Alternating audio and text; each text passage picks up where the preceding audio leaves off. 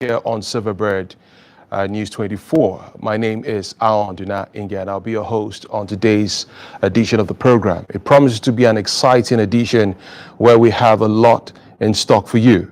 From sports, we're going to be looking at the newspapers, and then we'll move on to sports, and then, of course, have some very important conversations as far as nationhood is concerned.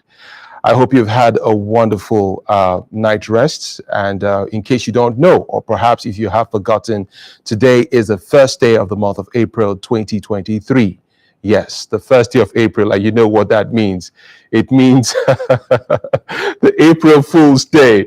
I remember back in the day, April Fool's Day was quite a big deal. You know, from school, everybody was usually on guard just to ensure that they don't fall to any of the pranks that happened on that particular day. But you never know. There are people who are still in the spirit of that, of that tradition. And there's a huge possibility that you could be a victim to one or two pranks today. But please, whatever it is, don't take it personal. And people will always do what they want to do anyway. So if you're a prankster and you want to pull a prank on anybody, please ensure that you are sensitive to what such people may like and what they may not like, and do not be extreme about it. Okay, you can't stop people from, marking the April Fool's Day. But what I've always not known, or perhaps what I've never been very certain about, is what time of the day it actually terminates, because sometimes people will argue. I remember back in primary school when it was 12 p.m., whatever prank you pulled at that point would seem to have been, hey, come on, been happening at the point where it's expired, so that probably wouldn't stand or account for you. But well, as it is, let's wait and see what happens. But I'm going to say, be on the watch out, because there are a lot of pranksters out there who would want to, take advantage of your vulnerability of some sort to pull a prank on you just to mark the April Fool's Day.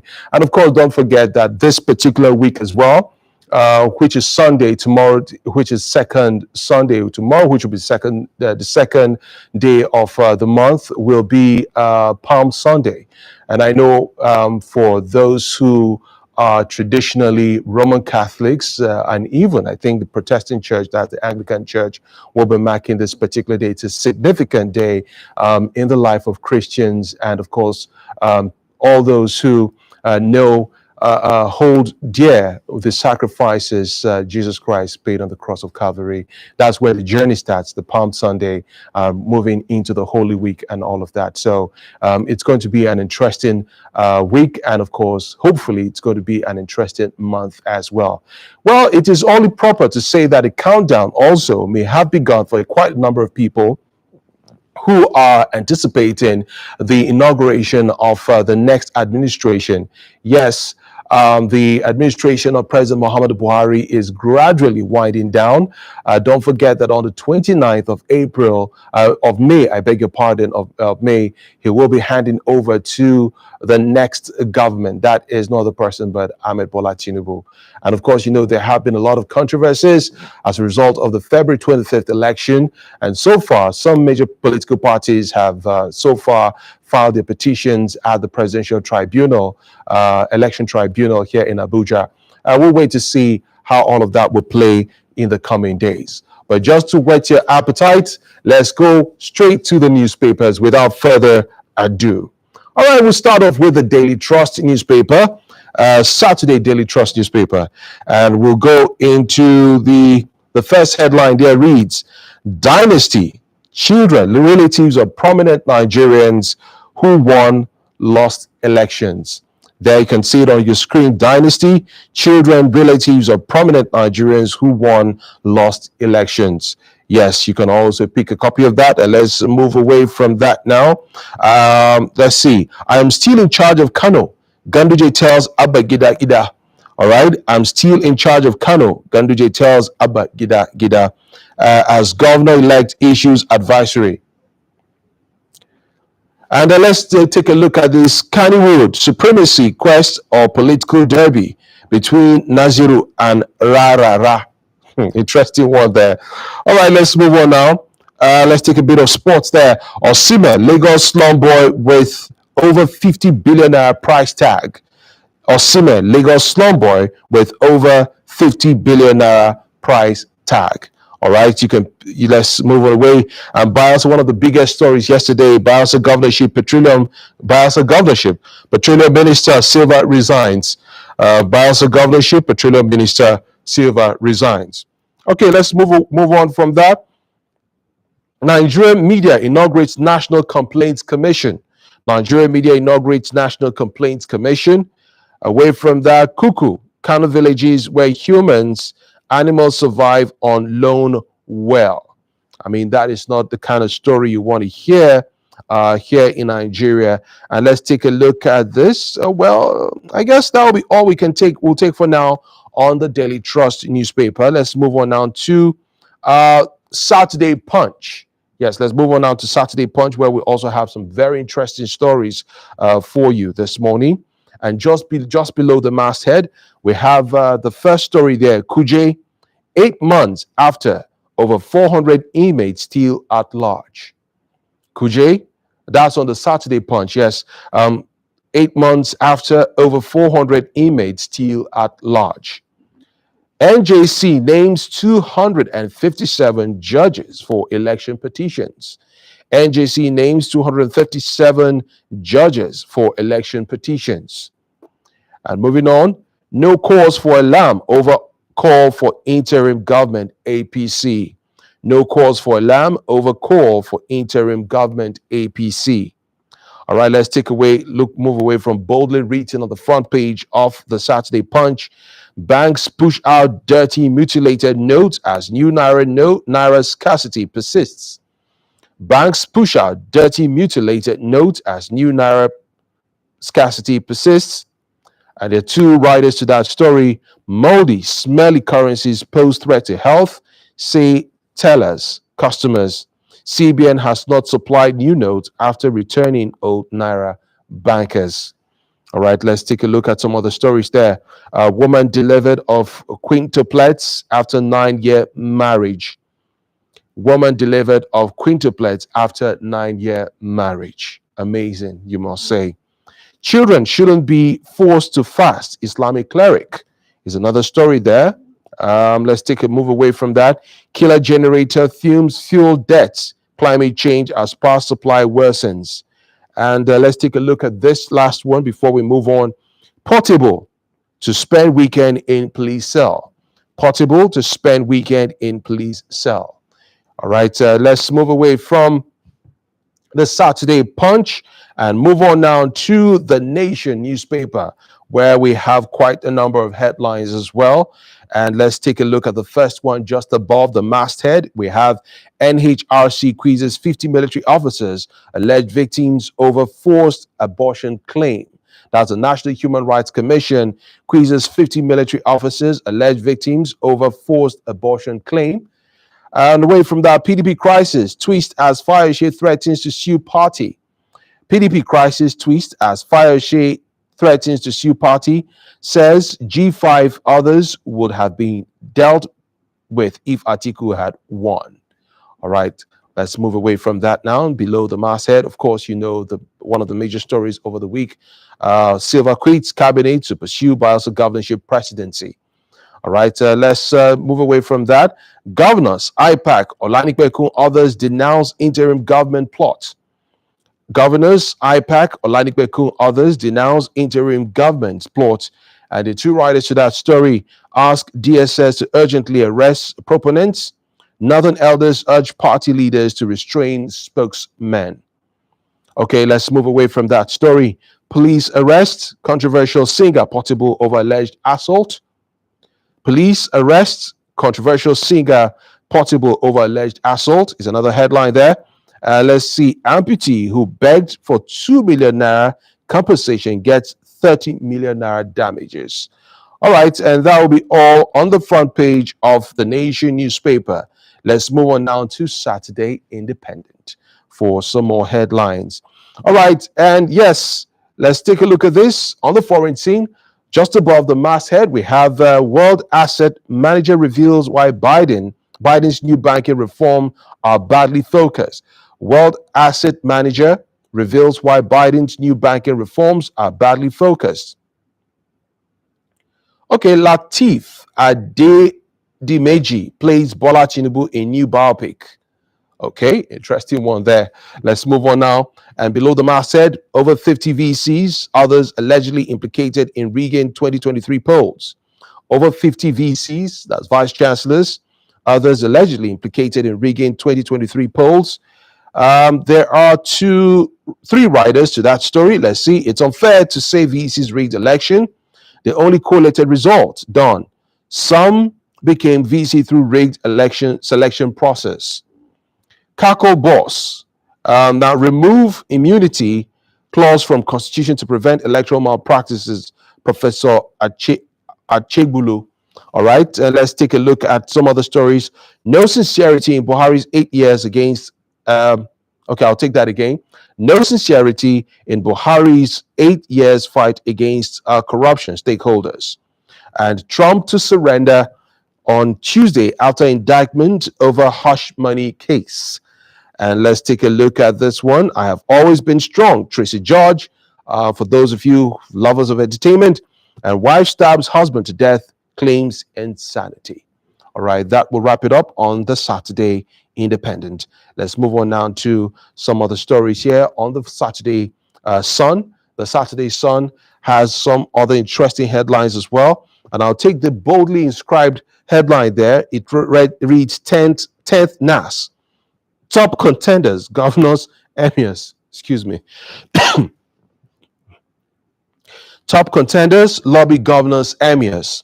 Top contenders, lobby governors, emirs is the headline there. Senate presidency race narrowed to Kalu Akpabio. Tinubu's absence stalled zoning. And let's take a look at just by the side of the masthead there. PDP crisis, governors plot take over. PDP crisis, governors plot take over. Damagom intensifies peace moves as uncertainty over PDP National Working Committee grows. And let's move away from that now. Let's take a look at this. Governors to DSS, arrest, prosecute those behind interim government plot. And lessons life taught me, Chief Bode George. Let's take a look at why Southeast Kalu deserves Senate presidency. Chuka Odom, ex-minister. All right, let's take a look at this one here. Afrobeat, rise and rise of an African brand. Afrobeat, rise and rise of an African brand. And that will be all on the Sun newspaper. Okay, let's quickly move on down to the Guardian newspaper, where we also have some other headlines for you this morning. And on the front page of the Guardian newspaper, the first headline there reads, and boldly written, as a matter of fact, it says, interim government, governors forum demands arrest of plotters. Governors Forum demands arrest of plotters, and there are three riders to that story, or two, I beg your pardon. Do your job, NGF tells DSS. Okay, there are actually a couple of riders. Resists any undemocratic conduct. APC governors urge Nigerians will reject reactionary, retrogressive forces, says IPAC. Call for interim government invitation to anarchy. Olanipekun 2023 election has many positives, CSO declares. All right, let's move away from that. Igbo youths condemn killing of 5 IPOB protesters in Aba. Labour Party dismisses suspension of national chairman. Lagos police arrest 45 suspected electoral offenders, recovered 2,870 PVCs. And on business, NSIA records 10th year of continuous positive earnings amid market volatility. And let's take a look at this one here. Post-election Lagos, dousing ethnic tension and tax before Sanwo-Olu. That is a feature story if you are interested in reading it. And quickly, Ali Nuhu, I am very careful of roles I choose because of my audience. I am very careful of roles I choose because of my audience. Well, if we have some more time, I guess we can take a bit of sports here as well on the Sponge Sports Extra. And there are quite a number of headlines splattered on the front page of the newspaper there. Let's take a look at 100th Club Hitman. That is a headline there. 6 Nigerian forwards who have scored a combined 100 goals in Europe's top leagues for so far this season. Isn't that ironic? You score so many goals in Europe, and then back in Nigeria here for the national team, it was difficult getting as much as 2 goals. And let's move away from that. AJ versus Franklin, venue O2 Arena in London, time 10 p.m. Now, can Joshua break jinx? Can Joshua break jinx? British Nigerian 6 end to London misery. Let's take a look at this. Saka Arteta win EPL awards. I'm sure all Arsenal fans will be proud of this. Let's take a look at Rooney made me love football. Didi Akenem. Interesting. All right, Rashford may face Magpies. And then another Nigerian is also in the news. Brentford offered £12 million or 12 million euros for Osei Samuel. And then lastly, of course, Adesanya eyes revenge against Pereira. All right, those are the headlines we have for you this morning across a couple of papers we've read this morning, starting from Daily Trust newspaper, the Saturday Punch, The Nation, Saturday Independent, Saturday Sun, and of course, The Guardian as well. So if you want to have details of all of these stories, you can do yourself some good by picking up these papers at various newsstands, or better yet, just access them on your handheld device. Well, in a short while from now, we'll be introducing to you another new segment on the show, and it's called The Biggest Events or Biggest Stories for the Week. We'll go on a quick break, and when we come back, we'll go into that.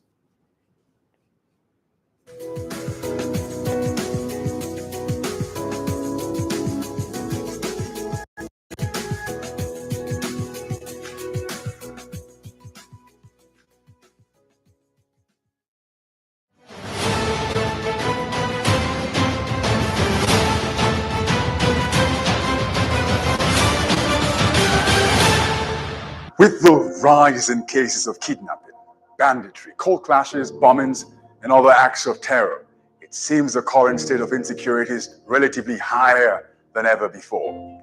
Insecurity affects us all. It affects everything from our personal freedom, how we travel, the cost of goods and services, to even our physical and mental health. Therefore, we have a duty to help security agencies protect us better, wherever and whenever we can. If you see or hear something suspicious in your neighborhood, don't keep it to yourself, but be sure to say something to the right authorities. Remember, you could just be saving a life, and that life you save could be yours. This is a message from the Silverbird Group. Breaking news stories, insightful documentaries, news reports from around the globe, and original news content now available 24 hours daily on StarTimes Channel 109. Stream live on YouTube at www.youtube.com/SilverbirdN24 Live. Follow on Facebook at Silverbird News 24, on Twitter at Silverbird N24, and on Instagram at Silverbird N24. Silverbird News 24, the news never stops.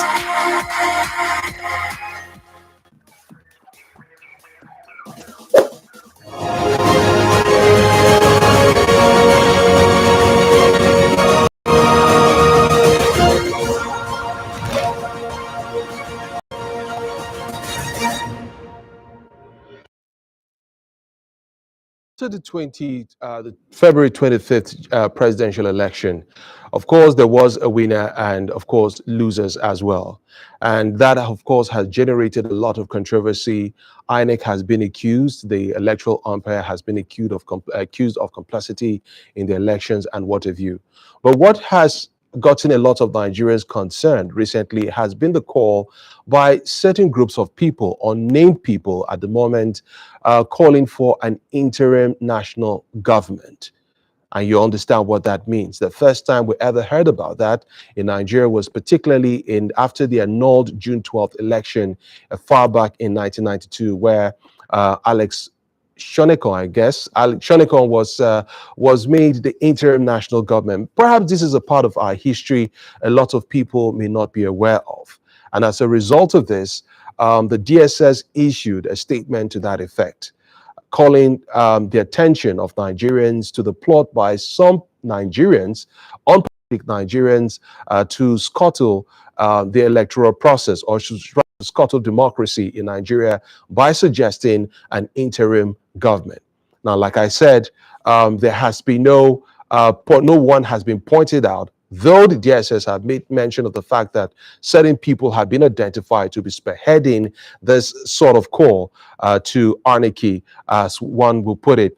Now, a lot of Nigerians have come out to condemn this move. Yes, it's agreed that people can definitely be aggrieved as a result of the election. But of course, there is a proper channel to go about it, which of course is the Presidential Electoral Tribunal, as of course we have some other tribunals to cater for governorship elections and what have you.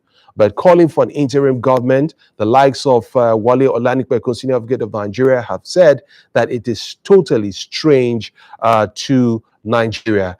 To our constitution. There's no place for that in our constitution.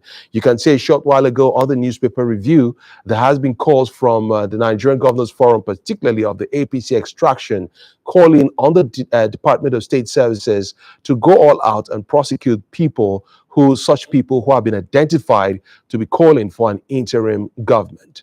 Well, we'll wait patiently till the May 29th to see the inauguration of the president-elect. But of course, there are ways to go about, expressing your dissatisfaction with the elections, which of course is the Presidential Election Tribunal. That was one of the biggest stories of the week. Now, another story that has gotten a lot of people talking.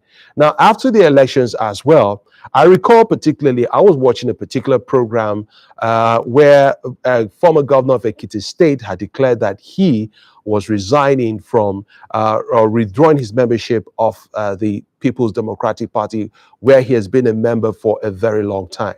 Now, a couple of weeks down the line, the PDP also suspended the likes of Fayose and a couple of others. Let's take a look at this. Let's take a listen to this, and we'll be back to talk a bit more about what is going on with the People's Democratic Party.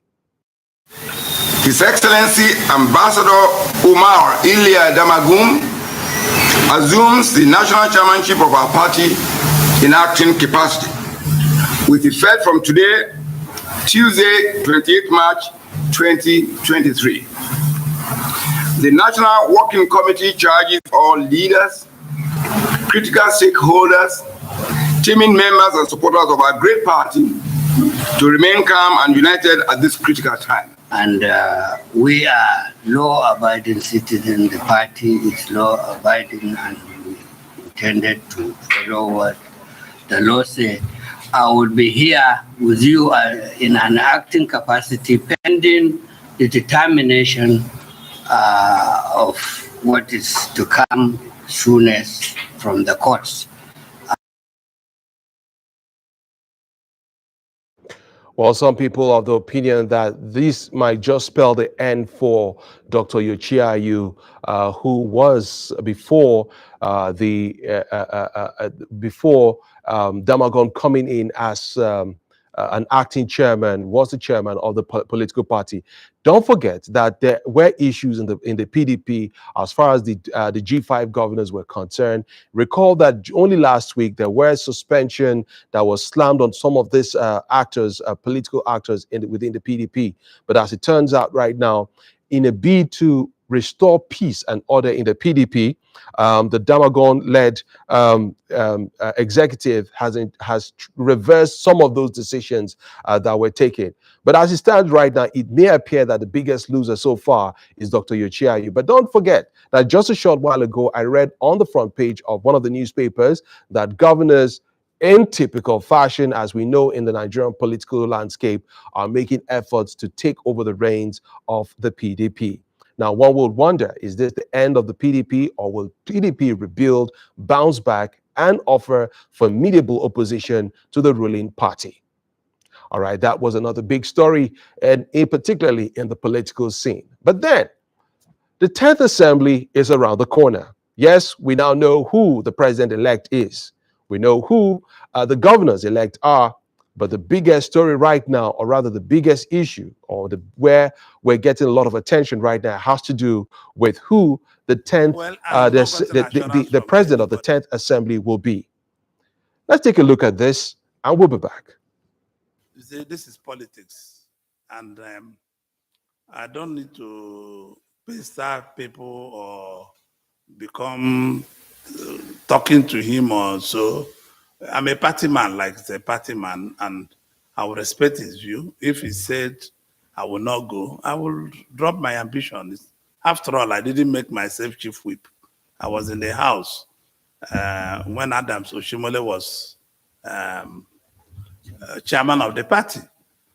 He came to tell me that Mr. President asked me to choose 5 for list out of 1. I chose the chief whip. So to me, it's my turn. Yes, I said so. But a turn can be spoiled by the bigger boys. Everybody has a right to aspire. You know, this aspiration, you can see I was the first. I didn't say I supported this. I was the first to say, if I am Asuwaju Ahmed Tinubu, that I will play Muslim tickets, which means I have no bias for any Muslim to get anything. These things are not done by religion. Sometimes it's also not done by vote. These things are done by consideration on how we win election and keep a peaceful country. So at this stage, we are not even talking who voted more. Let me tell you, President Obasanjo was president of Nigeria. He lost in the ward where he voted in 1999. I was there with him that day. He lost in that ward. That did not stop the larger Nigeria of not making him president. We might not bring votes in the Southeast, but we'll bring peace and honor. And we will bring unity to the country. That is more important than votes. All right, that was Senator Kalu Ojuzo Kalu, one of the contenders for the seat of the Senate President in the 10th Assembly. Let's take a look at another senator who also has returned, will be returning to the 10th Assembly, who is also staking a claim at the seat of the Senate President as well. I'm talking about Senator Sani Musa from Niger State. There's no other office that North Central can deserve to have than the office of the President of the Senate. The chairman of the party requested that we all keep our intentions until when the party decides to release the zoning policy they have, or the zoning system. But be it as it may be, it is pertinent for everyone here to know that I intend to declare my intention when I see the zoning. But for now, my intent is to go for the presidency of the Senate. By the time they do the zoning, we will be able to see what is ours. Well, both senior ranking senators of the 9th Assembly, who of course will be returning to the 10th Assembly. So the big question is who ends up clinching the seat of the Senate President or takes over from Ahmed Lawan, who is currently the President of the Senate of the 9th Assembly. Well, these are some of the many questions. You know, Kalu Ojuzo Kalu raised some pertinent questions as well. But then again, there are people who argue that the North Central has played a pivotal role in ensuring that the APC return to power. They also should have a stake at the seat of the Senate President as well. But well, we'll be giving you up-to-date reports as events unfold in the National Assembly and in the polity as well. Don't forget, that is not all we have on the show for you today. Coming up next on News Hub Extra is sports. And we'll be taking a deep dive into all that is happening, particularly to Nigerian football. Stick around and we'll be right back after the break.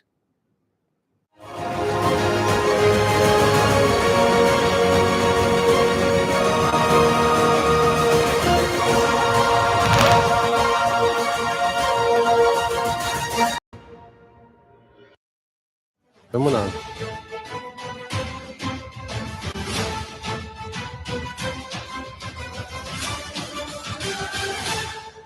With the rise in cases of kidnapping, banditry, cold clashes, bombings, and other acts of terror, it seems the current of insecurity is relatively higher than ever before.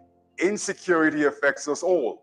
It affects everything from our personal freedom, how we travel, the cost of goods and services, to even our physical and mental health. Therefore, we have a duty to help security agencies protect us better wherever and whenever we can, if you see or hear something suspicious in your neighborhood, don't keep it to yourself. But be sure to say something to the right authorities. Remember, you could just be saving a life, and that life you save could be yours.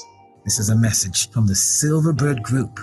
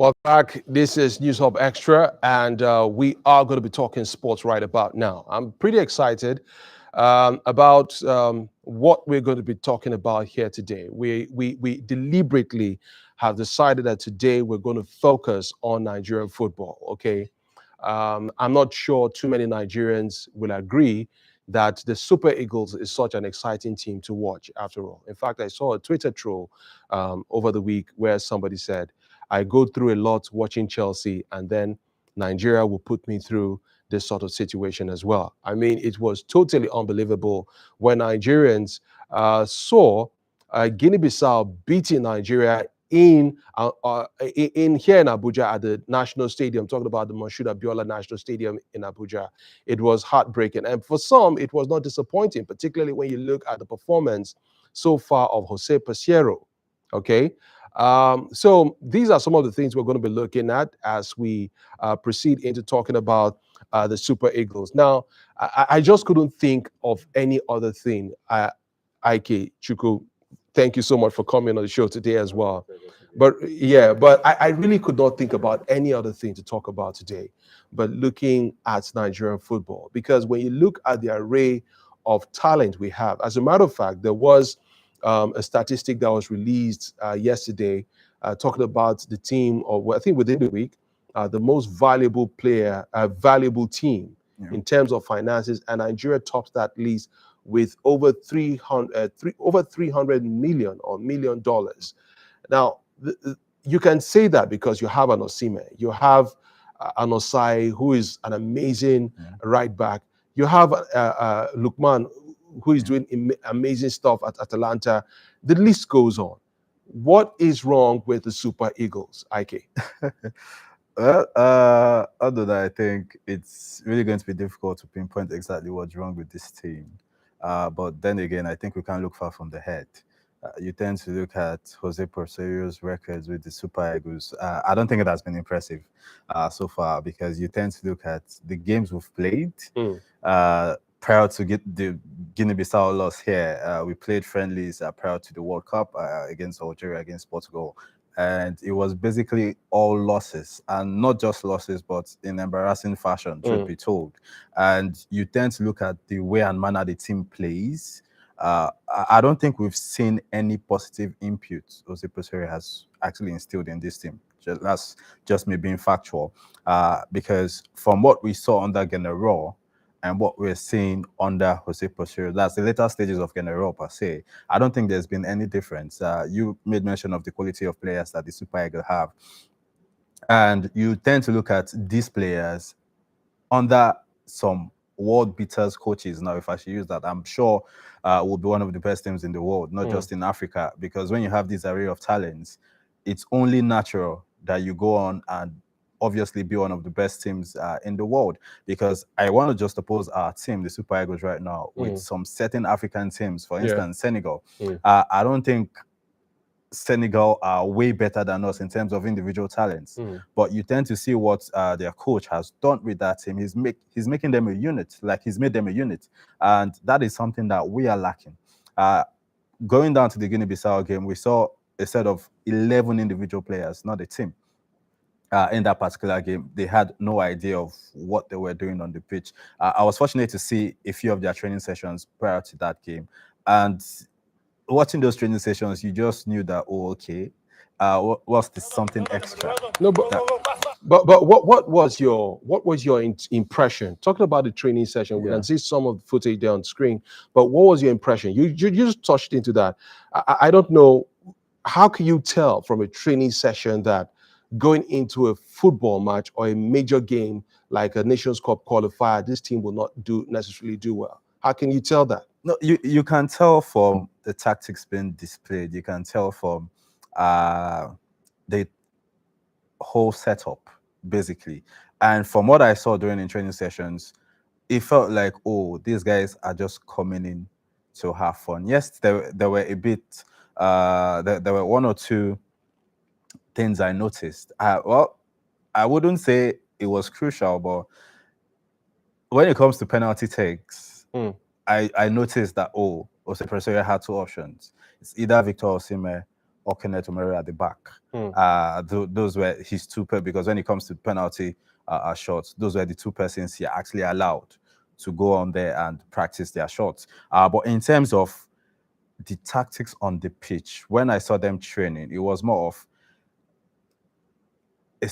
some certain players who we feel, normally should start, having to be on one side of the pitch, while the others who basically are supposed to fight for a starting shirt on the other side. But I really did not get to see much tactics being put in there. I really did not get to see Jose Peseiro instilling his own ideas on these players, because that is something that you would expect to see especially when a new manager takes over. You expect to see those differences on like what we've seen before in previous national team coach. But I didn't get to see that, because it was just about, you guys kick the ball in this manner, go attack and all that. But when in terms of, I want you guys to do this, let's try out this, I really didn't see that from the tactician. He was just there observing and watching what the players were doing. Maybe we could give the team a benefit of doubt, because sometimes they have closed-door sessions.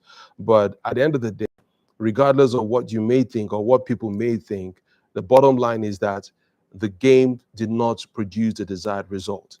Now, some other people would say that it appears as though the National Stadium in Abuja is not necessarily that sort of fortress for the Super Eagles. Now, remember, we've lost a couple of games here at this stadium. Talking about the World Cup qualifier, well, it was a draw, but Nigerians see that as a loss. And then talking about, an unknown Guinean team, Guinea-Bissau team coming to beat us here. And then when you look at the return leg in Guinea, it also did not make it was any, same. I mean, it was same. The only bright person we saw, I think the gentleman from Fenerbahce, Samuel Osai, he's the only person, in both legs, he was actually the standout player. So I think for the Super Eagles, let me go back to the stadium issue, really. I knew that conversation came up after the loss against Guinea-Bissau here, and several persons were saying Abuja apparently isn't the right ground for the Super Eagles, because they basically do not get enough support from fans at the stadium. But I want to disagree with that, really. Okay. Because truth is, if a team is giving the fans what they want, they will troop out to support. I take you back to the World Cup qualifier against Ghana.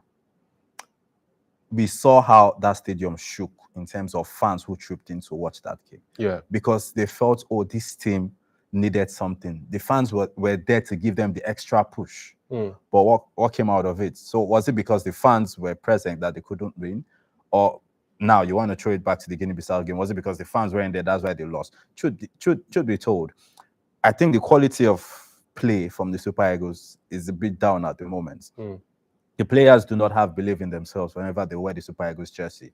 Maybe when they play at their club size, we tend to see a different version of these guys. But once they are down here, at least in the last couple of games that we've seen so far under Coach Pesero, it's a different attitude that we've seen these players wear. Yeah. Truth be told, you see a Moses Simon playing well at the club side, but whenever he dons the Super Eagles shirt recently, he's basically struggling. Same thing with Kelechi Iheanacho, same thing with an Alex Iwobi. Their form with the Super Eagles these days is nothing to write home about. Yes, they are the big names, they are the stars of the national team, but whenever they tend to put on that green and white, in the last couple of games, they've been struggling. So it now boils down to the coach. What are you doing about this? What sort of tactics are you playing with this set of guys? Are they comfortable enough with your tactics? Yeah. Is your tactics bringing out their qualities? Because truth be told, if the coach does not have the right qualities, the right tactics, the qualities of these players would not come to the fore. We saw that with Victor Osimhen. In this first season, he struggled at Napoli. Yes, you might want to say injuries and all that. The second season, he improved a bit. But this season, Spalletti has brought out the best tactics that is basically, he has fit in well with it. And we can see that. Same thing goes for Alex Iwobi. Since Alex Iwobi moved to Everton, this has been his best season so far.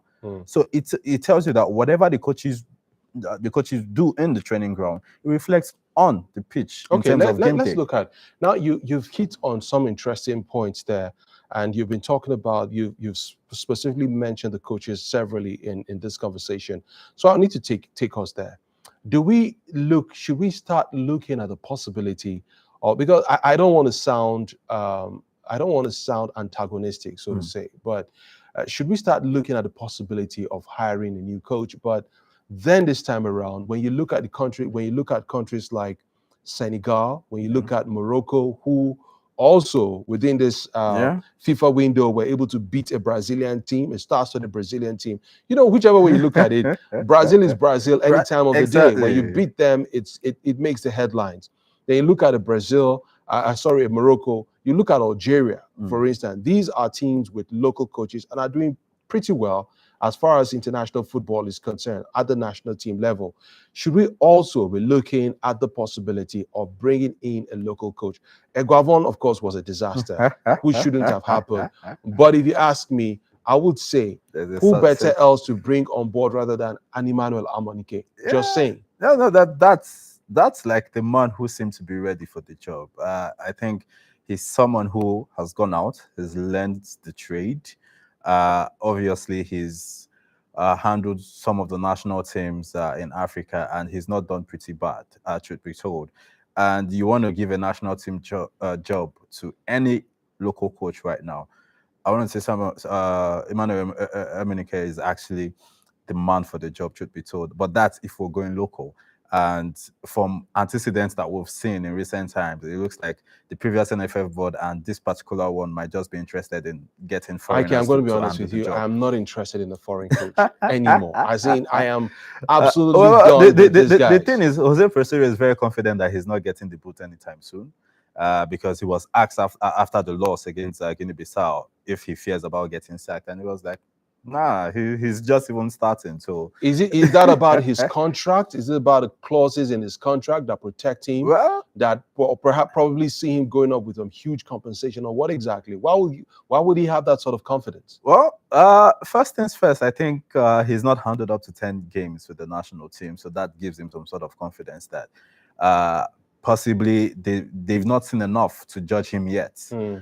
So he still has more time to possibly convince the guys at the helm that he's still the right man for the job. Then another thing you hit on might just be the contract, because if you're sacking a coach less than 1 year into his contract, then it means that obviously there must be a huge payout, which the NFF, as we know, they tend to be always broke.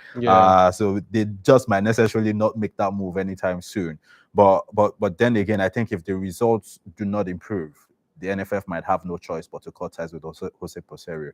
And from what we've seen so far, I don't think Nigerians are impressed with the national team from all the display, and something just has to give. It's either the play on the pitch improves, or obviously the coach would have to be the one to go. All right. So football lovers in Nigeria are having a very hard time right now. I must admit, and I sympathize with every one of you who take out time to follow our national teams and the progress we're making. But it appears we're not making any progress at the national team level. That the Super Eagles, and of course, yes, you would argue that the under-21 were able to qualify for the World Cup.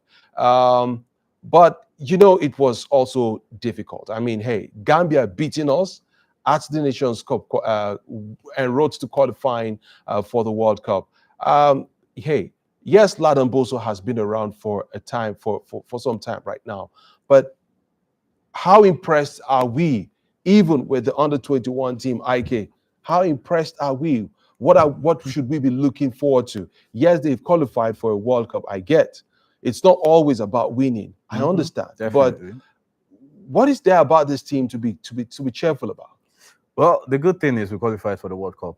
We picked the World Cup ticket, so it means that we would obviously have that opportunity to show our best talents to the world at that grade level. And for Ladan Boso, he's someone who we respect a whole lot in terms of coaching in this part of the world. And the under-20 World Cup will be way different from what we saw at the AFCON version, because now we'll have more opportunities to bring in more established players, players who basically have more foreign, if I should word, exposure, will be willing to play with the national team. And for me, all right, let's just hold that thought. Let's hear from Ladan Boso, an interview he granted at the World Cup. I mean, at the Nations Cup in Egypt, shortly after they played, I think Gambia, or after they lost to Gambia. Let's take a look. Listen. I play about 3 Premier League clubs in Nigeria where we have won up.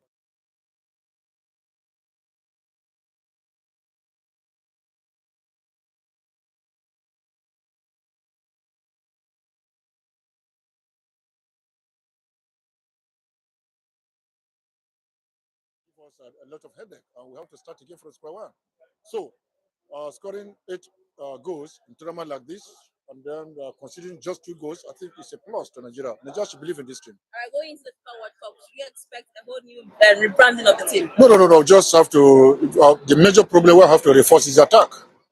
Reinforcing the attack, and for now already that is in the pipeline. I've already communicated the IMC, the people in charge of organizing the league. I've seen some top scorers in the league. So the first 5 top scorers in the league are already in my list. And I've communicated the office to get their date of birth ready. By the time I go to Nigeria and look at them, I know who will be able to at least join the team and add value to the team. All right, congratulations once Thank again. you very much. I appreciate it.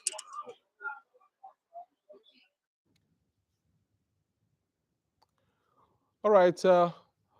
Thank you. That was Ladan Boso there. Well, coming back to look out for more attackers to add value to the team. Does that impress you?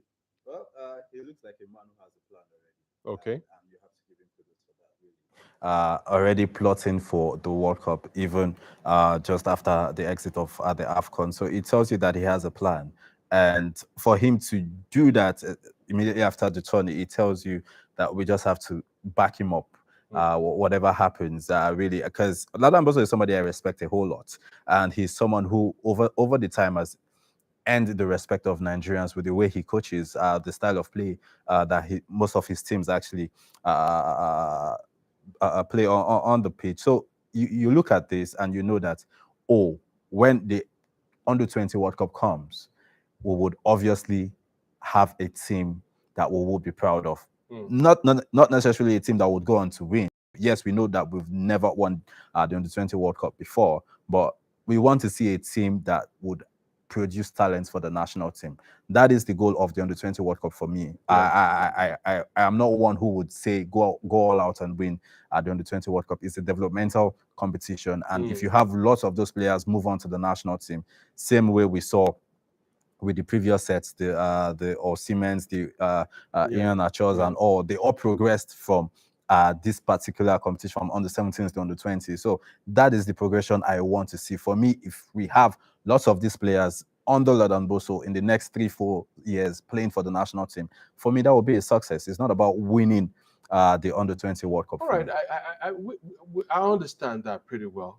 But then You see, when we've had a situation where it seems as though we keep recycling coaches, and that becomes a source of concern. And I want because I am thinking, I recall that a couple of months ago, last year specifically, Shegun Odegbami and a couple of other sports heads were at the State House. And I had to ask Shegun Odegbami, what are they doing? That was even before the NFF elections. I had to ask him, what are ex-internationals doing to ensure that they get into some of these key areas, administration, and then, of course, coaching as well? Because one would have thought that, for instance, Affinity George, I understand that Unduka Obade is on the 17 as a head coach.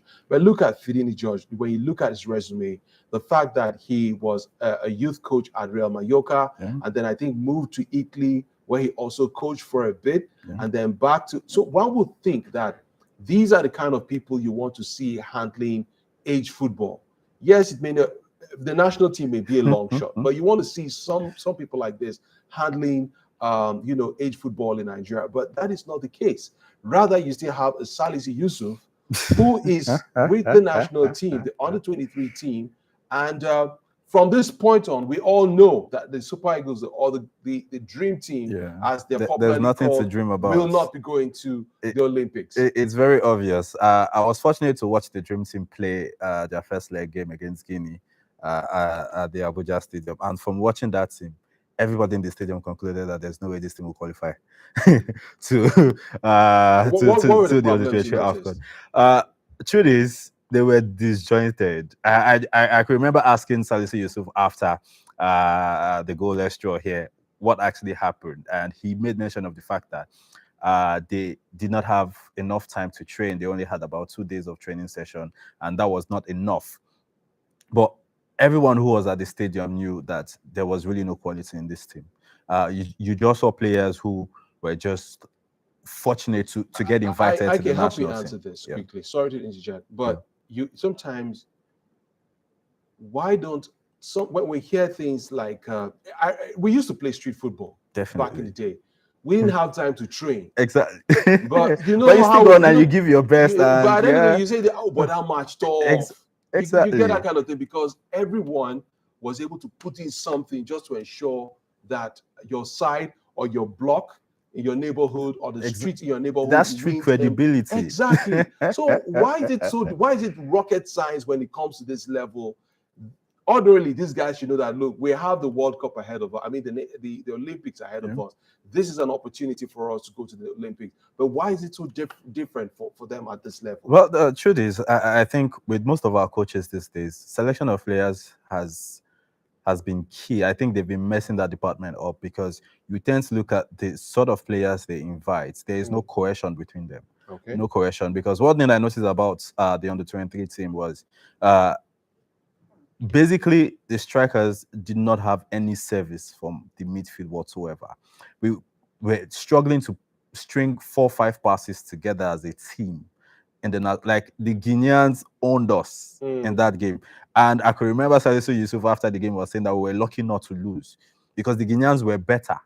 So from that moment, we all concluded that there was no way this team was making, even before the second leg was played in Guinea, we all concluded that there was no way this team was making it to the under-23 AFCON. Quickly before we wrap up, we're fast running out. We've run out of time, but I'll need to ask you this. The NFF, of course, led by the chairman, Gusau, has spoken about the fact that they will review the appointments of coaches and what have you. What do you expect to see in the next 45 seconds? Well, I would want to change your line. I think we need younger ex-internationals, persons who are more exposed to modern day tactics, handle the national team. We've stuck around some certain coaches for far too long, and I feel like their ideas are no longer evoke. We need younger coaches to come into the national teams, coaches who are hungry to make a name for themselves. And that's when we can actually get the best from our youth teams these days, because right now we seem to be doing same things that we've done over the years that have really not brought us the needed result that we wanted. All right, thank you so much, Ike, for coming on the show today.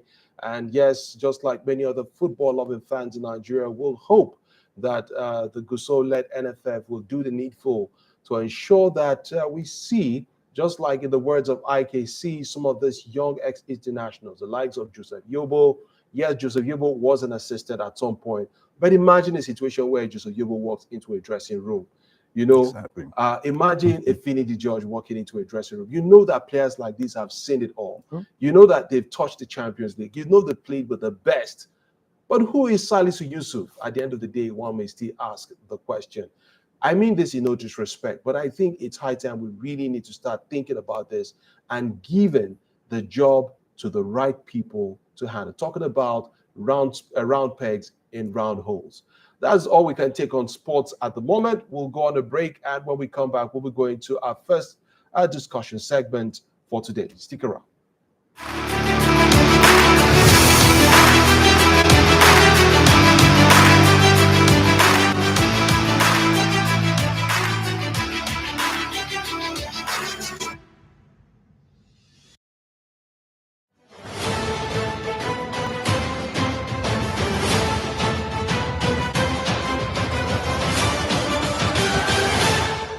With the rise in cases of kidnapping, banditry, cold clashes, bombings, and other acts of terror, it seems the current state of insecurity is relatively higher than ever before. Insecurity affects us all. It affects everything from our personal freedom, how we travel, the cost of goods and services, to even our physical and mental health. Therefore, we have a duty to help security agencies protect us better wherever and whenever we can. If you see or hear something suspicious in your neighborhood, don't keep it to yourself, but be sure to say something to the right authorities. Remember, you could just be saving a life, and that life you save could be yours. This is a message from the Silverbird Group. Breaking news stories, insightful documentaries, news reports from around the globe, and original news content now available 24 hours daily on StarTimes Channel 109. Stream live on YouTube at www.youtube.com/SilverbirdN24 Live. Follow on Facebook at Silverbird News 24, on Twitter at Silverbird N24, and on Instagram at Silverbird N24. Silverbird News 24, the news never stops.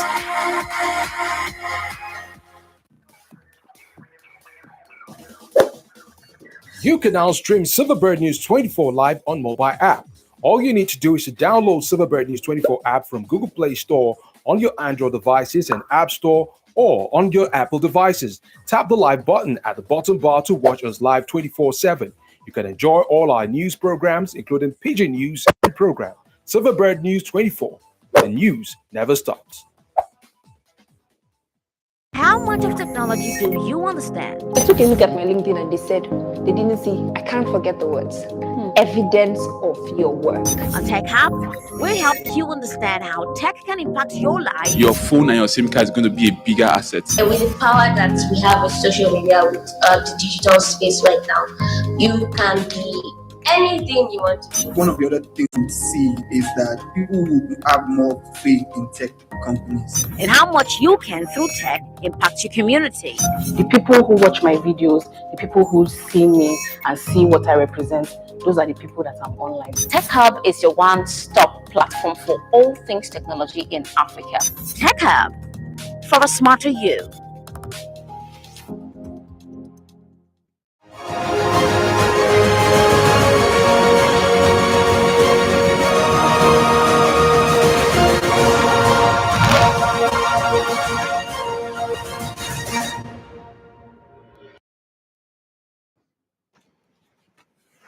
Welcome back to the studio. It's News Hub Extra, and we're having such an amazing time on the show this morning. If you're just joining us, you've not missed out so much because we're about to go into our round of conversation here on the show.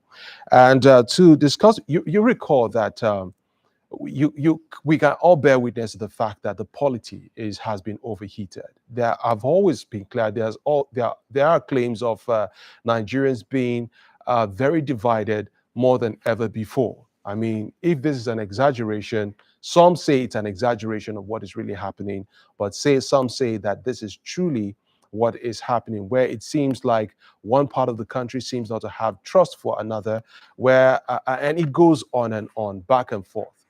Leading up to the governorship election particularly, you could see some of the conversations that came on.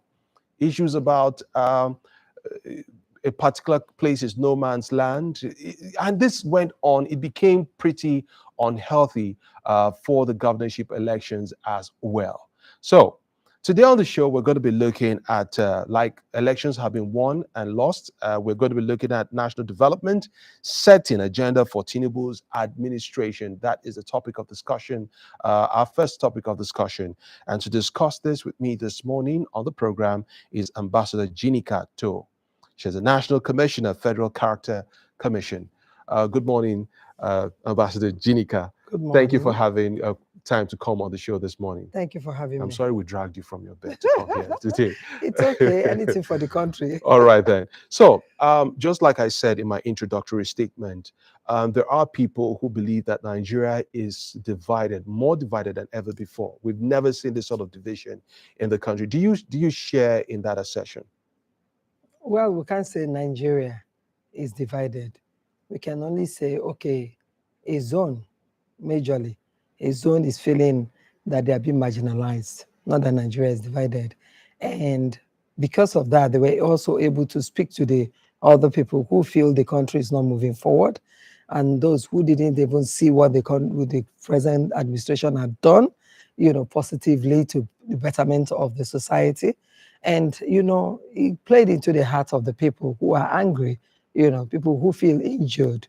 And, all sorts of things coming up. Like you said, somebody staying in another man's land and saying a place is no man's land. Yeah, there are people whose origin are based on that. It doesn't make sense to me. The fact that someone accepts you in his place, in his or her place, doesn't mean you now own the place, but rather you should work with them and share views with them. And then, for unity and diversity, we need to come to that stage where we don't transfer aggression, even if you are feeling unhappy about the present administration, and which of course I know is because we do not play our game as a party or as a government with the fourth estate of the realm, which is the media.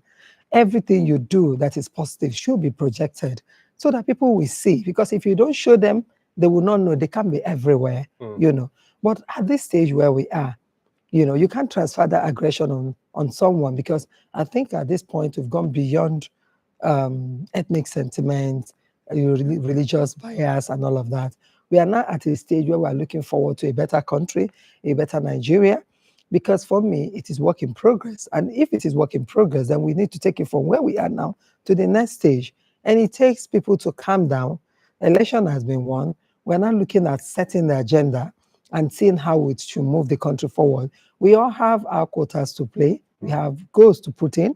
And if we're able to do that, kicking against anything that insightful words that will cause insecurity in the country, which is, of course, not to the good of the society. Even you that you are being allowed to be sponsored by those who are playing some kind of, to their own gallery under their whims and caprices. At the end of the day, it still fall back on you. But you're not going to gain anything. I'll still just ask you this. I mean, no one would have thought that maybe a couple of years ago, you probably wouldn't have thought about somebody, a Nigerian, being so bold to get on a plane and cause other passengers that level of discomfort by challenging the election of or the emergence of somebody and all of that, such that he's taken off the plane onboarded. So when you look at things like that, doesn't that really depict the fact that beyond just saying that people are angry madly, doesn't that depict the fact that, yeah, there could be some division that has really run deep?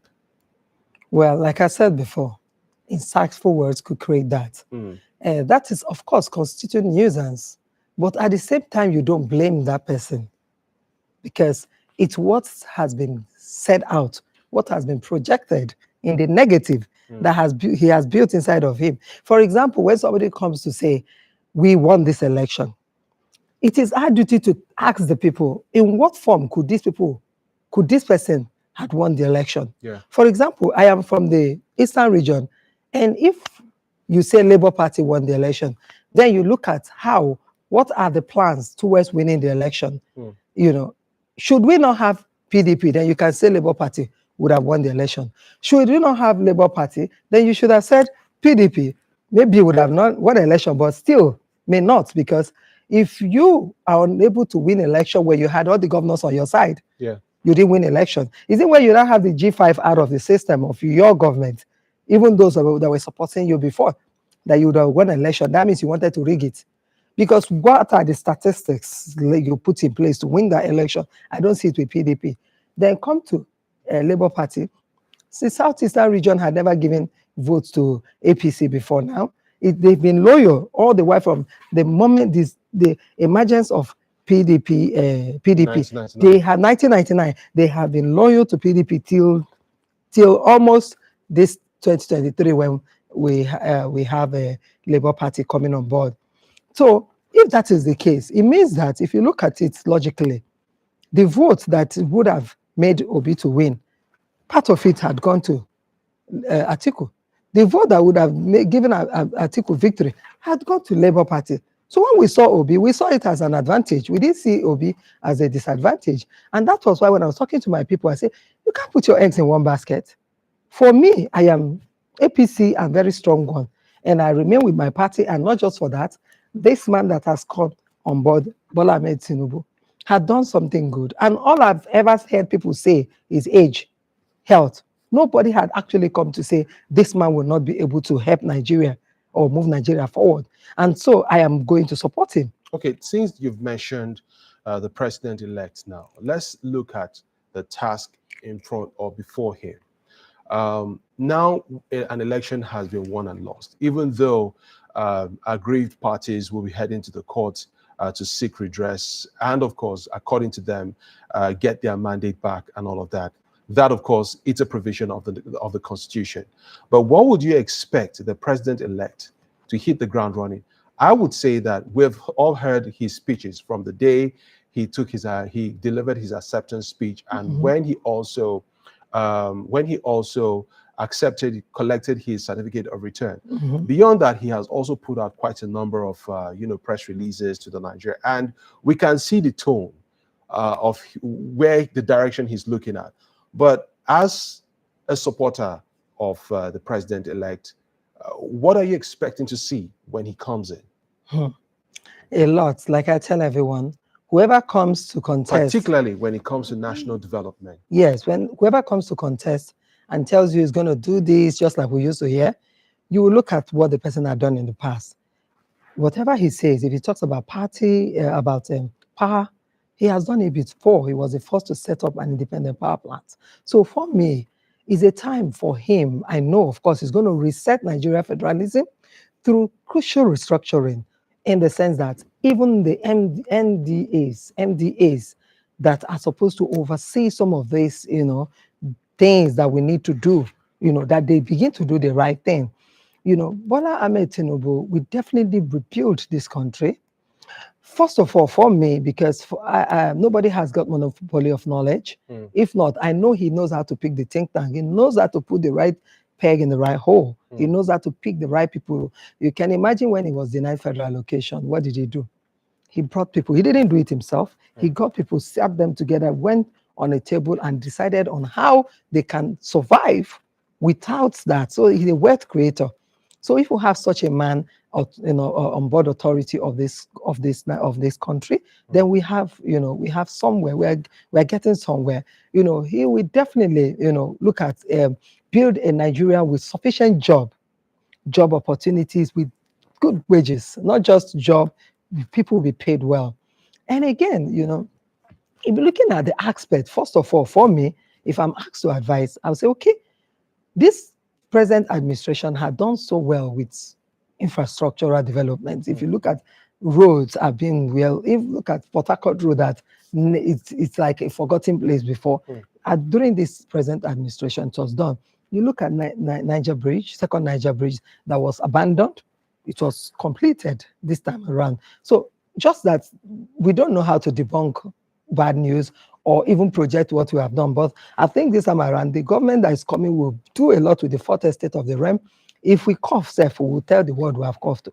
If we smile, so that people will get carried along, So I'm looking at the area of energy.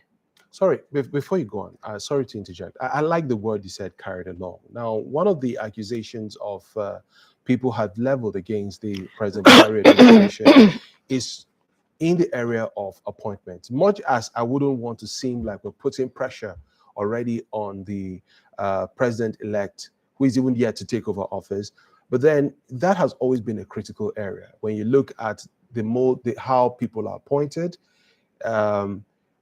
when you look at the security apparatus, when you look at, so how would you even look at, for some of these key offices where most people would say, no, this is the exclusive reserve of the president, and as such, no one should go there. He has a free will to choose whoever he wants to.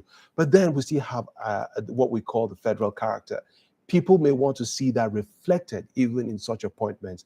What are you expecting? Bola Ahmed Tinubu is a detribalized Nigerian. If you look at how he gave the Igbos opportunity in Lagos State, you will see that you need not ask how he's going to act on that.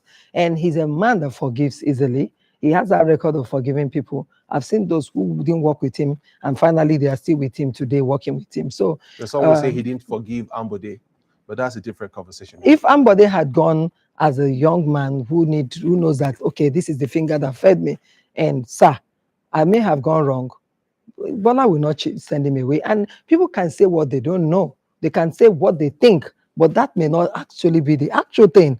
They may have even settled without the word. Would they come out in the public and say, oh, I've forgiven Ambode? No. Or do you see them fighting right now? No, I think that has been somehow settled. And those are personal life. People take different approach, our president may have taken a different approach also to say, okay, and that is why this time around we told our Eastern brothers that, look, when you're looking for something, you should also play around the circle to see how you get there. You should dialogue, you should discuss, and it's not everything you fight over. Sometimes it doesn't lead you anywhere. Do you understand? So, but if you're not looking at what they put into the system, and then you start paying people as much as they worked, you cannot say, okay, you want to leave somebody who had performed to go and get somebody just because you want to give people sense of belonging. But nevertheless, for some of us who now said, okay, we are standing for this party, they should also, because of us, remember that we're coming from somewhere. I'm from the southeastern region, and the Bible says one righteous man can save the nation. You understand? So if I am the one who is here now saying Igbo Kwe Nufasiwaju Shetima, and finally they should be able to say, because of me, we forgive the southeastern region. So the reward should come to you. No, because of me, only me cannot be there. One rich man in the kingdom of poverty, poor people is the chairman of poverty now. So not me. I'm saying because of me, for example, for people like Judy Dimogu, because of people like Joy Ibokwe, because of those one or two persons that came out to speak out for Yema Ubona doctor, these people that risked their life even to go home. Some people couldn't go home now. Some people's houses were burnt and all of that. For those people, you have to forgive our people. Because we need to, like I said, diversity, we need to come together, unity and diversity. But isn't that a problem in itself when we start talking about forgiveness? Because if people, now, this is not just about the Southeastern or the Igbo people alone. It's even about some other minority groups as well, who perhaps may have seen things a bit different. But if we start using the word as such as forgiveness, we make it seem as though people did not have the free will to choose where the alliances will lie in the first instance. Isn't that a problem? I understand. People may have free will to choose, but the way, your manner of approach also, if you have a freedom of speech, every general rule has got exception. You have your freedom of speech. Doesn't mean you should insult me while you're doing that. Why don't you just project what we should follow about your candidate rather than insulting me like I am not somebody's father? So we are human. Let's look at that aspect. So that is where the word forgiveness comes in. And then, generally, the general phenomenon is you don't work in zone A and earn your salary in zone B. This is another area where forgiveness will have to come in play. Do you understand? So the fact that you have your freedom of speech, you chose where you want to belong to. If I come in and I decide to leave you where you want to belong to, then that is your headache. I'm not saying you should have followed me, but your manner of approach, you are free to say this is who I want to follow, but do it in a way that is not going to cause public hurt or insecurity to the country. Don't incite anybody. And don't bring false accusations and false news against someone because you don't want the person. Okay, look at Lagos State now. If you don't use the word forgiveness, you come to my state and you want to take over my state. How does it sound to you? Let's always put ourselves in the other person's shoe. If they are acting, let them take themselves away from that place. I'm a person of equity. I say it the way it is. And at the same time, I go back to say, I have said it the way it is. So you have to, let's go about my people, forgive my people. I'm here for them. So if I stood in for Bola Ahmed Tinubu, it means that today I should be speaking for my people. I'm coming from somewhere, I have my origin, and it's in the southeast. Do you understand? And I did not only speak to people there, I spoke to all the southeastern people in domicile in all over the residents in all over the other states in the country. So I am like I have to speak for them. But at the same time, it is only when you accept the truth that the truth will set you free. If I come here and say, okay, they have their freedom of speech, what they did was right and all of that. I'm not saying what they did was, I could have also chosen to follow Obi, but I looked at two people and I said, we have gone beyond ethnic bias or sentiment. We need to move forward as a country. I'm more patriotic, you know, and if also know that they are loved, because if they can get votes in Nasarawa they won, Plateau State they won, that means Nigeria has shown them love. So it's time to calm down. And then you can't say an election that gave room to almost 40 or more than 40 of your candidates, you know, that came on a zero structure. It's not credible. It doesn't make sense to me when I hear things like that. For me, I think it's work in progress for INEC, and they should be commended for Johnny Tosfa. I told somebody I'm going to contest in 2023 because of what I've seen. If this is how the election is going to play out, then I'll contest, because I've seen somebody who is just an Okada rider coming in the 10th assembly. Now you are telling me it's not credible. No, if it is going to be the way it is now, I will contest. The fact that I didn't pan out positive to your own direction doesn't mean it's not credible. And I've looked at the analysis that's, okay, on what count do you want to win? You are coming on a zero structure. You lost your 5 states, and you're even losing more states, and you even less in states compared to the party you are challenging. So how could you have won? All right. So, well, lots of interesting issues coming up. But, you know, I almost lost track of something you said earlier on when you made mention of restructuring. Now, restructuring has been a major conversation for a couple of years now. It started, I remember the first time this conversation kick-started was when the presidential flag bearer of the People's Democratic Party raised it at a public hearing where he mentioned restructuring, and ever since the conversation has been back and forth. You also spoke about your principal, that's Bola Ahmed Tinubu, the president-elect, looking at the issue of restructuring. But then during the campaigns, he was pretty quiet on restructuring. Even when Atiku was talking about restructuring, other presidential candidates were talking about restructuring, he was quiet about it. So I ask again, what sort of restructuring should we be expecting? Because you mentioned it here. I just mentioned some MDAs where, for example, my own, which is the Federal Character Commission, in the Constitution Section 14, our job is to ensure that there's less problem for Nigeria. How? To look at where there's marginalization and balance it. If we do our jobs right, it will not be the case. And then when we don't do it right, I hate the fact that people will not take the blame to the president. President allow the states to choose their people and send to him. He cannot know everybody by name. Now I remove blame from the president and put it on whoever is put in place of authority.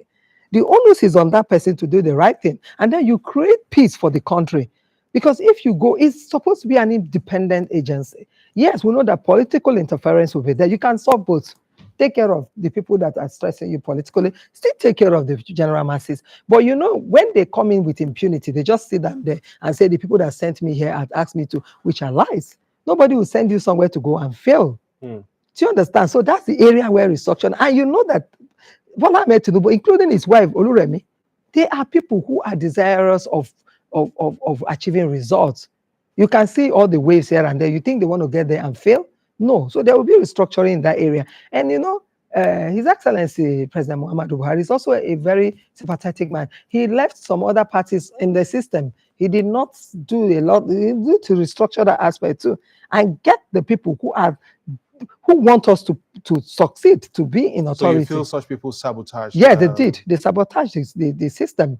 You know, you should, when you get there, in terms of PDP, did you see any other party, you know, in any place? You think they don't know what they're doing? They know that point. They need people who are passionate about the party and want the party to succeed. But when you see the wrong people there and you left them there and they are not your party members, you know, to a large extent, at least you can give them small, 20%, not more than that. But you give them almost, they were almost everywhere. And then when we are even speaking, they're even speaking against us. and they have the money to fight against the party. And then at the end of the day, they come and say our party had failed just because the man there is somebody who wants to carry, the everyone along. And then he was still misunderstood at the same time, So, but this is a man that is coming to ensure that the right people are put in place, even when he's looking at reward system. He's not just going to look at reward system and put a wrong person somewhere because he wants to please you for working hard and all of that. Because it's another important area is to reward people who had come out to risk their lives to work for you, but put them where they belong. Look at the CV critically. Get people to sit down and look at the CV. When we talk about reward, what exactly? This word has different coinage. I mean, people interpret it differently. When you talk about reward, particularly with respect to the Nigerian politician, it seems like contract awards. It may seem like juicy appointments and what have you. So when you talk about reward, can you be a bit more specific? Yeah, when you talk about reward, there are people who had come out to say it must be you. Just like you don't work in zone A and receive your salary in zone B. Some people had spent their money. So, but when I'm only looking at when you want to reward them, as in put them in place of authority, because if they came out with all of their hearts to fight for you, as well as even, defend your mandate, it means that they want to see you succeed because they had given their word to certain people to say, this man will do it. So if you put them anywhere, they want to work. But why you want to do that? Don't do that because you want to please somebody. Do it if that person is good, if is an expert in that area, if it's that person's jurisdiction. Do you understand? Just like we operate 3 arms of government in Nigeria, the executive, the legislature, and the judiciary. The executive does their own job. The legislature enact the law, and the judiciary implement and enforce. These are separation of power, working independently and checking each other, checks and balances, so that we have a better country. Do you understand? So when you want to put somebody in a place, you look at somebody who has an idea of whatever, or somebody who can also learn. You may not know much about where you're going to. Like when I was getting into federal character as a commissioner, I've never worked anywhere before. I've never been a civil servant. But when I got there and I felt that Nigeria has to move my enemy to represent my people, I started learning. I got on trainings, got people who were there before to tell me. And because I want to learn, I want to help. And I knew a lot about federal character. And there's nothing you ask me there that I don't know. I picked up the act and I read where our delegated authority lies, where our powers cannot, where it is ultra-virus and all of that, but these are things people don't do. When you are there, you just feel you don't know, and you don't know, you don't want to know. In a bit to round up, I wish we had enough time, but in a bit to round up, at the end of the day, the president-elect will be president of Nigerians as a whole. And most of the conversation is only about leadership to the people. But what would you be expecting? What mentality are you expecting from the Nigerians or the led to the leaders in 45 seconds? Okay. During his acceptance speech, he said, I may not be the one some of you wanted, some didn't vote for me, but let's come together. There was no insightful words there. He said, I am here now. Bola Ahmed Tinubu is here now. He's a man that is a detribalized Nigeria. He will ensure that our sector is moved forward in all spheres. Our agro strength will increase. Bagudu, the Kebbi governor, is doing great with food security. We will increase on that. He will ensure that power, I talk about energy, power is important because every other thing falls within that. And he will bring out companies like Dunlop that let us and create more job opportunities and better wages. So he will bring out think tanks, sit them, those who will think forward about Nigeria. And I can tell you to be rest assured that this is the best moment of your life. Of course, this is the most competitive election ever since 1999. And what does that tell you? We're heading somewhere. So for every party, please, let's come down, come together as one family. My Igbo brothers and sisters, come down. Let's come together and work together and enjoy this country. Thank you. Thank you very much. Ambassador Ginny Kato, National Commissioner, Federal Character Commission, for coming on the program today. I really appreciate having you. We're looking at national development, setting agenda for Tinubu's administration. I hope in the not too distant future, when we extend an invite, you'll also make time to be with us. I will always be here anytime. Thank you. Thank you so much. So we're going to break, and when we come back, we'll be going further into some other conversation here on News Hub. Stick around. We'll be right back.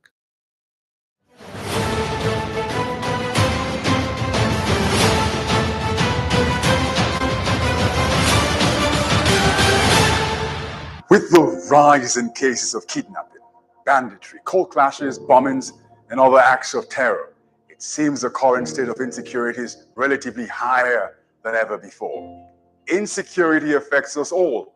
It affects everything from our personal freedom, how we travel, the cost of goods and services, to even our physical and mental health.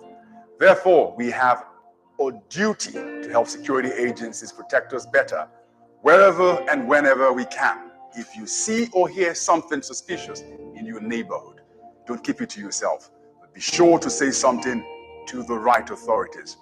Remember, you could just be saving a life, and that life you save could be yours. This is a message from the Silverbird Group.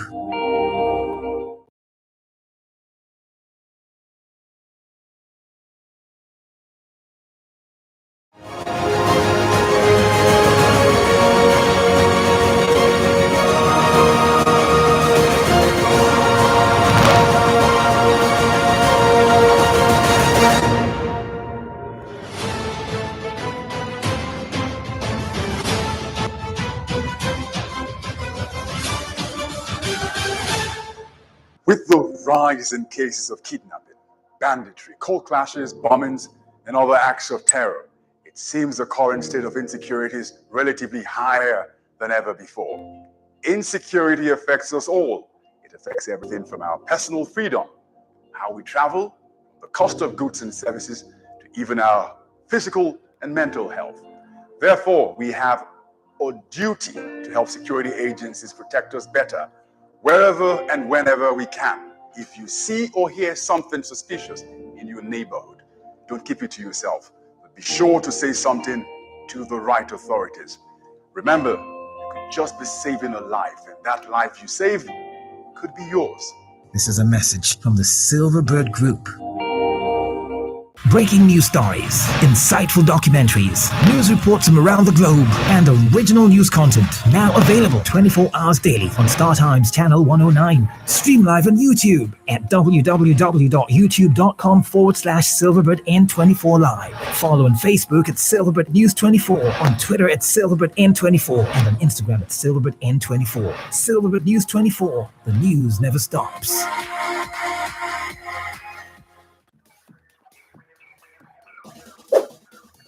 You can now stream Silverbird News 24 live on mobile app.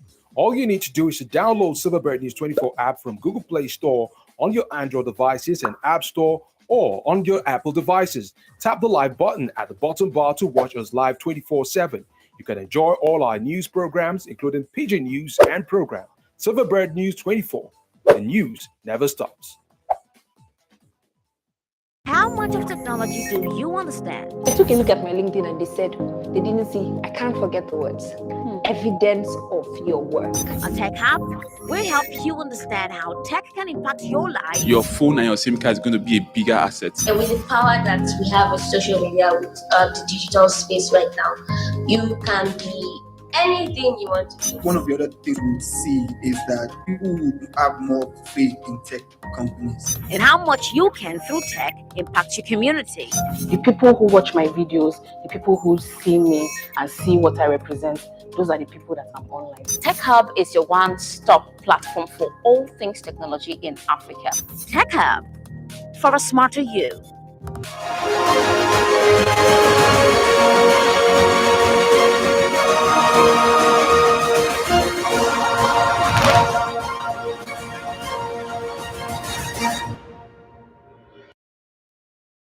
Well, thank you for staying with us on News Hub Extra. And just before we have another interesting conversation coming up. Now, it has always been about the elections.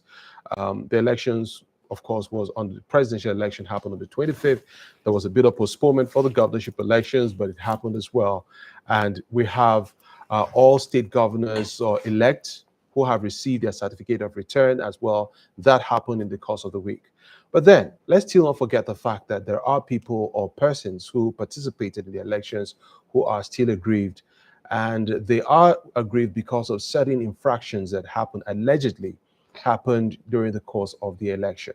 Now, one of those who also caused a big stir, probably more particularly in Kano, talking about the NNPP and the presidential candidate of the party, and the governorship candidate of the party who has emerged the governor-elect of Kano State. Even in the midst of all that happened in Kano, still emerged despite all of that. We're going to be looking at the conversation post-2023 election, analyzing the presidential outcome. We're going to be more specific, looking at the presidential outcome. We'll go on a break. We'll take this report from our colleague, Margaret Ogbo. She was at a press conference organized by the NNPP. We'll take that report and we'll be right back to get into the conversation. Stay with us. Reactions continues to trail the just concluded 2023 election, with most aggrieved parties casting doubt on the credibility of the electoral process. The presidential candidate of the NNPP, Senator Rabiu Kwankwaso, decried the lack of credibility in the just concluded election, insisting that there was high level of vote buying and disenfranchisement by some political parties. Are not happy with the way and manner our logo was presented on our ballot papers. Now we are going for elections in 3 or 4 states. Please, we don't want to be in a hurry to go to court on some of these issues. But I believe under normal circumstances, what INEC presented as our logo in a civilized society is good enough to cancel the national election because we were disenfranchised. Some of the issues that happened in Taraba State that brought all these issues very clearly are: one, that there were evidences of overvoting. 2, there were evidences that beavers were bypassed. Instead of us using the beavers to make sure that we get the results as scientifically as possible, this did not happen. Senator Kwankwaso believes the challenges that marred the polls are enough reasons to cancel the election. We saw what happened in some states, especially Kogi State, where security agents were being seen running around, picking boxes, shooting in the air, doing all sorts of things. And many other states, even in Imo, we pray that the judiciary should be a better place for all of us, because now we have number 4 being the governor of the state. Leaders have also been urged to come out and speak on how to address the issues in the country for the betterment of all. Margaret Ogbo, Silverbird News 24, Abuja. My guest this morning to look at this topic, post-2023 election, analyzing the presidential outcome, is Folashade Aliu. She's a National Campaign Secretary, New Nigeria People's Party, NNPP. Thank you so much for coming on the program once again. Good morning. Thank you for having me. It's nice to see you again. after going to the trenches, well, we're back here right now. That's what it takes, and we thank God we went through it. Thank you. So I'm going to ask you this. Shortly after the presidential election, a popular rights activist, who of course has turned a politician as well, Aisha Yesefu, she suggested that going forward on the ballot papers, we should look at the possibility of having the pictures of the candidates reflected alongside the logos of the ballot papers. I know that was one of the major things your principal complained about, the issue of the logo. What do you think about that? Do you think that should be something INEC should be looking at? Well, once again, thank you for having me. We thank God that we have the opportunity to now do the post analysis of the elections. Like in any election, any parts of the world, there is always room for improvement. And if you consider the period of time that the, INEC, according to them, that it's required for them to prepare the ballots, the ballot papers, and you look at the issue of substitutions and guidelines and some other variables, I think that it may be a good idea that they have the pictures there. But what if at the last minute something happened? And you can imagine the number, the millions of ballot papers. And for me, the purpose of putting the party logo there, in our own case, our party logo was misrepresented. In some places, it has NNPP at the bottom. In some places, it doesn't have NNPP at the bottom. In some places, it looks like they copied, they use recycled paper. In some places, it comes out right. So you wonder how that will ever be. So coming to the issue of the picture of the candidate and the logo, it may help, so that if the logo is not clear, at least you can identify the picture of the person, but I know there's some issues that will come around that. And then the other issue that we looked at is that, look, whatever, because the question is, do we have members of our executives verify the logo? Because there's a presentation session, before the ballots are printed, while all the parties are invited to come and look and approve their logo. And what was shown to our secretary, and I believe the chairman or whoever, at least 2 members of the party, was not exactly what we saw on the ballot paper. We all voted, and we saw that we struggle. For somebody like me, of course, I know the party logo. I have to look through it alphabetically. But can you imagine the person, my whole auntie in the village, he knows there's NMPP. If she sees what resembles what she recognizes, she will. But when she doesn't recognize it, the next thing she will say is that it's not there. So we had a lot of calls. A lot of people were panicked that we're not on the ballots. It's nothing but the fact that the logo was not properly presented. But don't you think this also may have created another problem? Your principal is known to be, by a large number of people, probably outside of Kano, where it appears to be his stronghold. He's known to have been a member of the People's Democratic Party. That's correct. So don't you think people usually would have encountered that sort of problem as well? Maybe going to, yes, they may have thought, okay, I want to vote for a Rabi Musa Kwankwaso. Yes. But by the time they go to the polling unit, they discover that, okay, maybe in their minds, they think that Rabi Kwankwaso is a part of the PDP, so I will vote for that party instead. Don't you think that also is a factor that comes into play whenever electorates go to vote, and then we have all of these issues at the end of the day? Well, actually, that was one of our considerations, especially in the outskirts of the urban centers. Because some people have known him for so long, and they have identified him with other parties, and they still think. And we recognized that earlier on in the campaign, and we worked on correcting that. So yes, that's another factor, but it's not a major factor in this election to the extent that the feedback, the votes, the number of votes. We know a lot of variables happened in the field, but that is not significant enough as much as the logo issue. Our logo issue was a serious issue for us. But if you look at the pattern of distinguished Senator Rabi Musa Kwankwaso, well, he has accepted. He understands that there's no perfection anywhere. It's regrettable what happened. But if you look at his pattern of leadership and management of people and party, just like in 2019 in Kano, look, well, this is a situation at hand that needs our attention. It needs for us to have a critical review. And post-election, we are doing our post-election review across the board, looking at our campaigns, looking at our members, looking at the voters, looking at INEC issues and so on and so forth, because that's the only way we can advance and prepare for the next election. So if you compare it to what happened in 2019, after it was obvious that our candidate won then, and well, the powers that are there, because there's no power that is beyond God's power, decided to do one way or the other. Look at, he told everybody, just let's calm down and let us, take care of our business and let's prepare for the next election. Okay.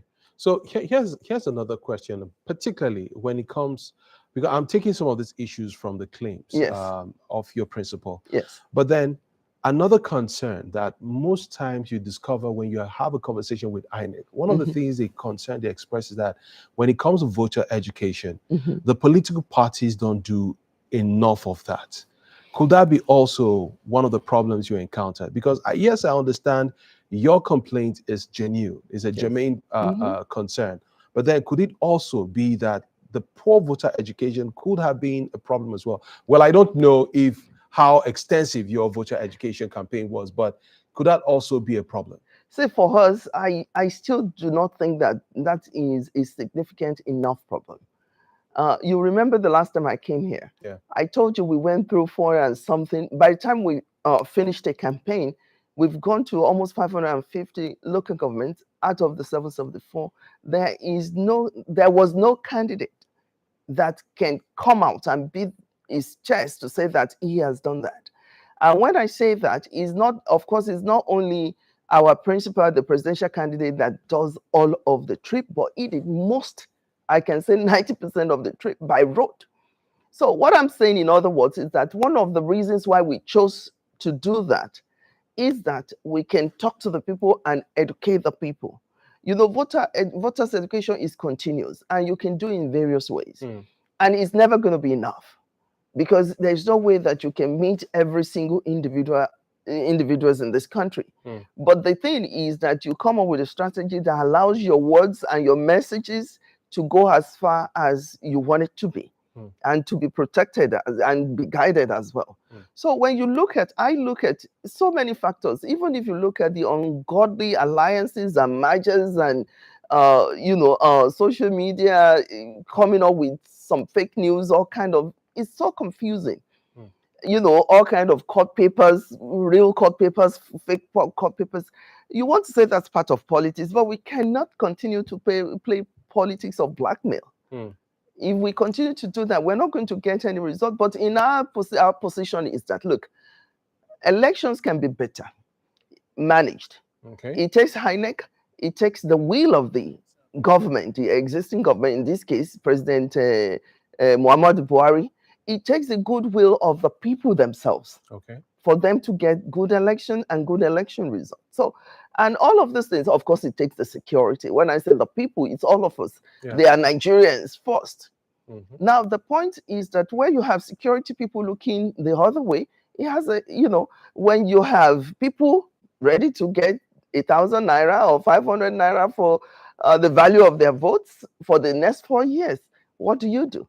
When you have people who are not even willing to stand and support and stand by their votes, when you have agents manipulating things and people buying agents, party agents, and all sorts of things.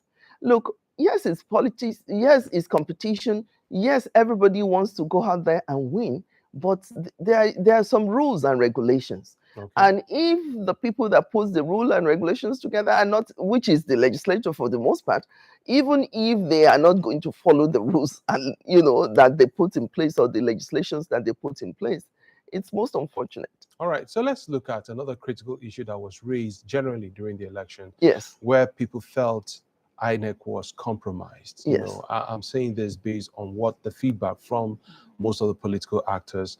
INEC had a problem uploading the results to IREV. Was that also an issue for your political party, for your party? Well, for me, as an IT professional, I want to say that what INEC did, considering the fact that there are so many hits to hack the server, in order for them to protect all of us, certain things has to happen. One of such things is to either take the server offline for a minute or do some monitoring. So you feel there are people who are trying to hack the server? Even before the election, we are hearing all kinds of information. We're hearing all kind of intelligence. We're hearing all kind of, even on social media. You understand what I'm saying? So the point is that INEC at that point, see, INEC as, even as an independent entity, they have some responsibilities towards all of us. Okay. In order for them to protect each and every vote that comes through their system. So if for whatever reason they suspected, multiple attempts to hack that server, they have a responsibility to do something about it. But unfortunately for us is that the people that are supposed to understand how this thing works, they are the same people that are going out, running from one polling booth and one polling unit and one police station to the other to say that INEC is not doing the right thing. And some of these things, you see that it's kind of... It's interesting your position, because you are the first, I think you're the first amongst many to even speak. Yes. For lack of a better word, in favor of INEC as regards the issue of the IREV and uploading the results. Yeah, but I'm saying that on the basis of the fact that if the fact that they're putting out for us is real, is true, which I know to some extent. Yeah. That some of them are true. I can't say all of the things but we've seen on social media, we've seen people boasted the fact that they are going to reach out and do something to the server. Whether they do it or not, we know that there are several attempts to hack the server.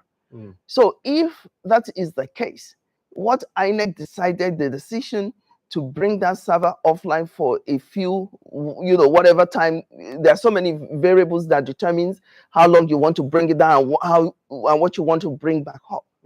But my thing is that before we get to the elections, considering the resources and the people that and the assurance that INEC has given all of us, we believed in the beavers, and we believed in the concept of uploading. But you also have to understand that Nigeria does not, we have the same time zone. We don't have staggered time zone in Nigeria. Yeah. So that is to say that, assuming that most places finished by 2:30 or 3:30 or 4 o'clock or whatever it is, let's even say 5 o'clock, and everybody is attempting to upload at the same time from 176,000 and some, plus polling units.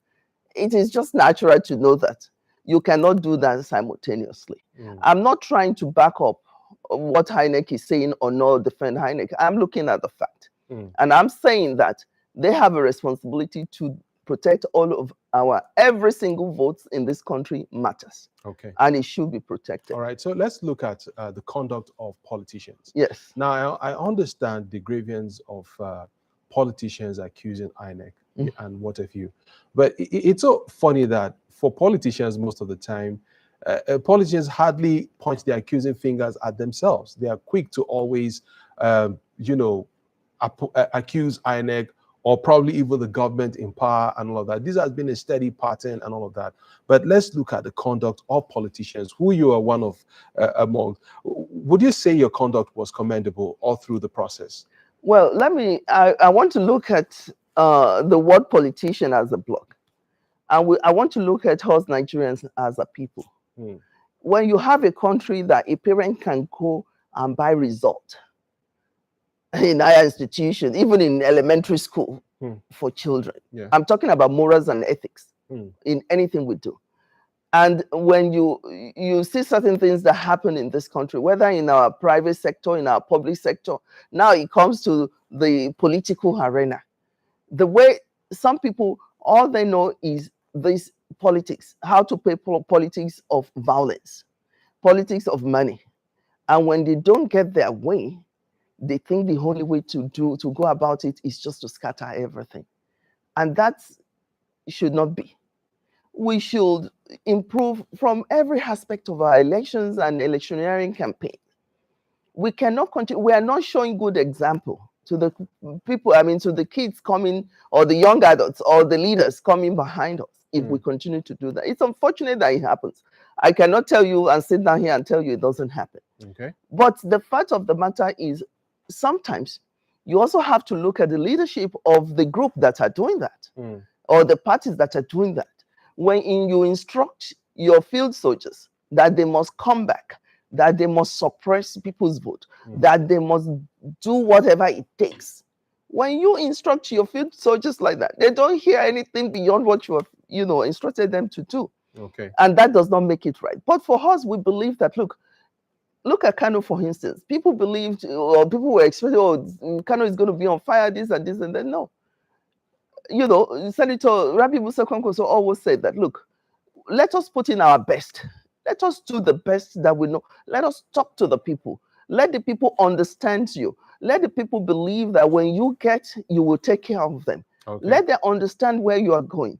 let them understand your style of leadership, and let them understand the vision that you have for them and for the country. And you find that when you talk to your followers and you give them hope and you reassure them that everything is going to be okay, and you tell them, pray about it, work smart, work hard, and pray.